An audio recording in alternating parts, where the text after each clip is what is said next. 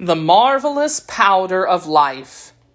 After considering the matter carefully, Tip decided that the best place to locate Jack would be at the bend in the road, a little way from the house.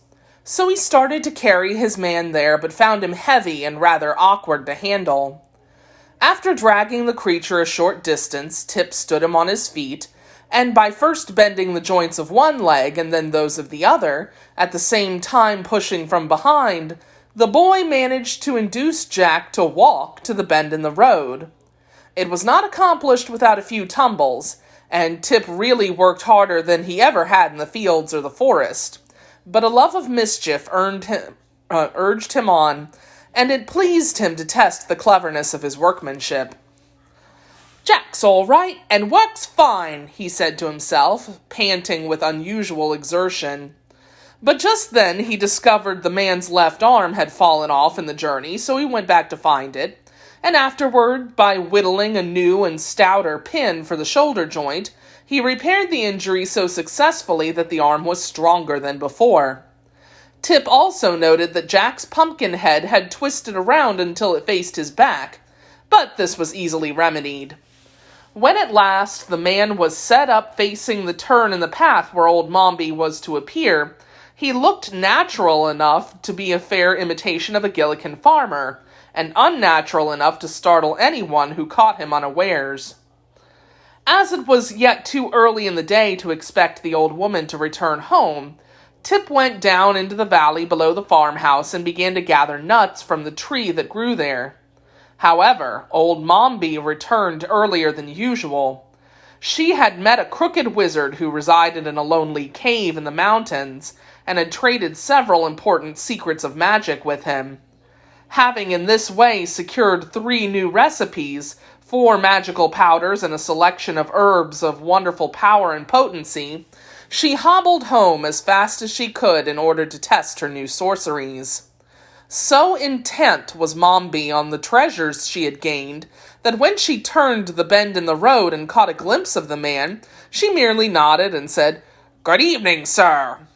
But a moment after, noting that the person did not move or reply, she cast a shrewd glance into his face and discovered his pumpkin head elaborately carved by Tip's jackknife. "Heh!" ejaculated Mombi, giving a sort of grunt. "That rascally boy has been playing tricks again. Very good, very good. I'll beat him black and blue for trying to scare me in this fashion." Angrily, she raised her stick to smash in the grinning pumpkin head of the dummy, but a sudden thought made her pause, the uplifted stick motionless in the air. "Why, here's a good chance to try my new powder," said she, eagerly, "and then I can tell whether that crooked wizard has fairly traded secrets, or whether he has fooled me as wickedly as I fooled him." So she set down her basket and began fumbling in it for one of the precious powders she had obtained. While Mombi was thus occupied, Tip strolled back, with his pockets full of nuts, and discovered the old woman standing beside his man, and apparently not the least bit frightened by it. At first he was generally disappointed, but the next moment he became curious to know what Mombi was going to do. So he hid behind a hedge where he could see without being seen, and prepared to watch. After some search, the woman drew from her basket an old pepper box, upon the faded label of which the wizard had written with a lead pencil, "Powder of Life." "Ah, here it is," she cried joyfully. "And now let us see if it is potent. The stingy wizard didn't give me much of it, but I guess there's enough for 2 or 3 doses. Tip was much surprised when he overheard this speech. Then he saw old Mombi raise her arm and sprinkle the powder from the box over the pumpkin head of his man Jack. She did this in the same way one would pepper a baked potato, and the powder sifted down from Jack's head and scattered over the red shirt and the pink waistcoat and purple trousers Tip had dressed him in, and a portion even fell upon the patched and worn shoes. Then, putting the pepper box back into the basket, Mombi lifted her left hand with its little finger pointed upward and said, "Wea!" Then she lifted her right hand with the thumb pointed upward and said, "Tia!" Then she lifted both hands with all the fingers and thumbs spread out and cried, Pia! Jack Pumpkinhead stepped back a pace at this and said in a reproachful voice, "Don't yell like that. Do you think I'm deaf?" Old Mombi danced around him, frantic with delight. "He lives!" she screamed. "He lives! He lives!" Then she threw her stick into the air and caught it as it came down, and she hugged herself with both arms and tried to do a step of a jig, and all the time she repeated rapturously, "He lives! He lives! He lives!" Now you may well suppose that Tip observed all this with amazement. At first, he was so frightened and horrified that he wanted to run away, but his legs trembled and shook so badly that he couldn't. Then it struck him as a very funny thing for Jack to come to life, especially as the expression on his pumpkin face was so droll and comical, it excited laughter on the instant. So, recovering from his first fear, Tip began to laugh, and the merry peals reached old Mombi's ears and made her hobble quickly to the hedge, where she seized Tip's collar and dragged him back to where she had left her basket and the pumpkin-headed man. "You naughty, sneaking, wicked boy!" she exclaimed furiously. "I'll teach you to spy out my secrets and to make fun of me!" "I wasn't making fun of you," protested Tip. "I was laughing at old Pumpkinhead. Look at him. Isn't he a picture, though?" "I hope you were not reflecting on my personal appearance," said Jack, and it was so funny to hear his grave voice while his face continued to wear its jolly smile that Tip again burst into a peal of laughter. Even Mombi was not without a curious interest in the man her magic had brought to life, for, after staring at him intently, she presently asked, "What do you know?" "Well, that is hard to tell," replied Jack, "for although I feel that I know a tremendous lot, I am not yet aware of how much there is in the world to find out about.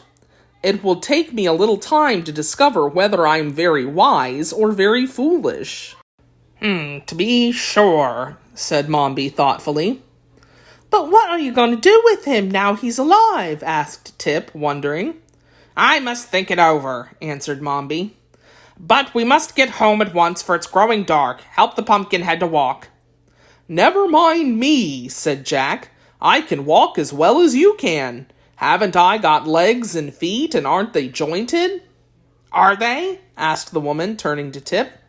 "Of course they are. I made 'em myself," returned the boy with pride.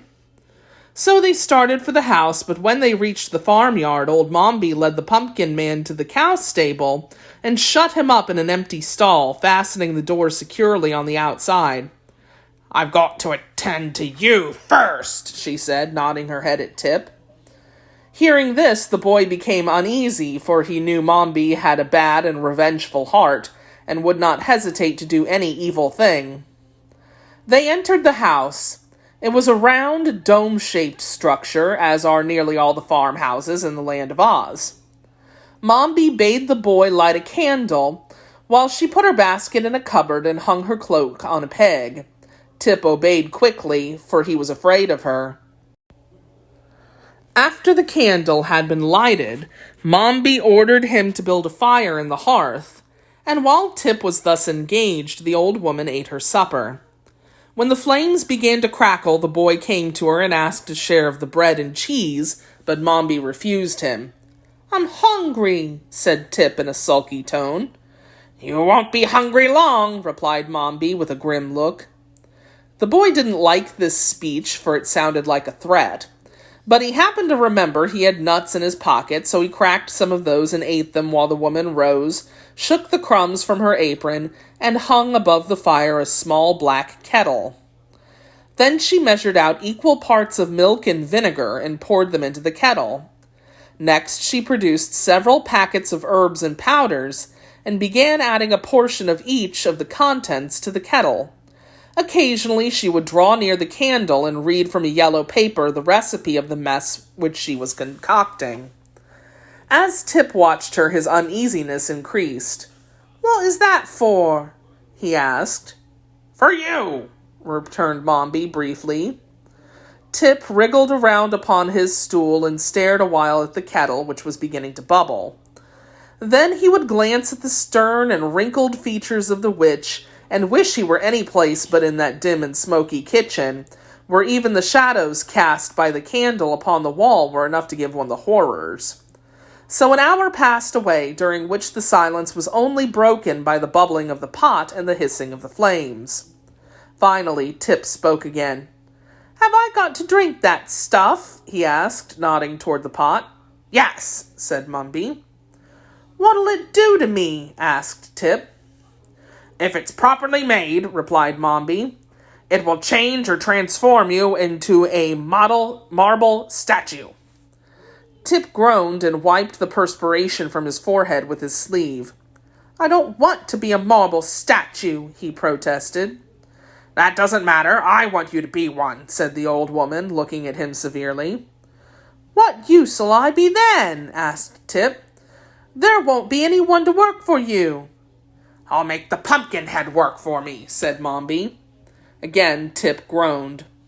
"Why don't you change me into a goat or a chicken?" he asked anxiously. "You can't do anything with a marble statue." "Oh, yes, I can," returned Mombi. "I'm going to plant a flower garden next spring, and I'll put you in the middle of it for an ornament. I wonder I haven't thought of that before. You've been a bother to me for years." At this terrible speech, Tip felt the beads of perspiration starting all over his body, but he sat still and shivered and looked anxiously at the kettle. "Perhaps it won't work," he muttered in a voice that sounded weak and discouraged. "Oh, I think it will," answered Mombi cheerfully. "I seldom make a mistake." Again there was a period of silence, a silence so long and gloomy that when Mombi finally lifted the kettle from the fire, it was close to midnight. "You cannot drink it until it's become quite cold," announced the old witch, for in spite of the law she had acknowledged practicing witchcraft. "We must both go to bed now, and at daybreak I will call you and at once complete your transformation into a marble statue." With this, she hobbled into her room, bearing the steaming kettle with her, and Tip heard her close and lock the door. The boy did not go to bed, as he had been commanded to do, but still sat glaring at the embers of the dying fire.